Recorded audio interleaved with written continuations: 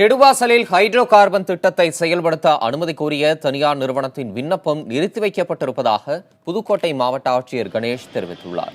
Hydro carbon திட்டத்தை செயல்படுத்த மத்திய அரசு தனியார் நிறுவனத்துடன் ஒப்பந்தம் செய்து கொண்டது குறித்து வடகாடு மற்றும் நல்லாண்டார் கொள்ளை பகுதி மக்கள் மாவட்ட ஆட்சியரை சந்தித்து தங்களது சந்தேகங்களை எழுப்பினர்.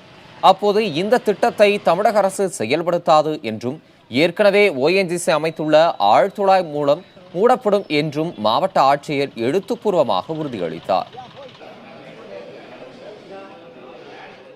பொதுமக்கள் இதில் அப்ஜெக்ஷன் பலமாக தெரிவிக்கிறார்கள். பொதுமக்கள் இதில் அப்ஜெக்ஷன் தெரிவிக்கும் பட்சத்தால் அதில் சட்டம் ஒழுங்கு நிலை சீர்கட வாய்ப்பு உள்ளதால் இப்போ அந்த ப்ராஜெக்டை அந்த அனுமதியை நாம் நிறுத்தி வைக்கிறோம்.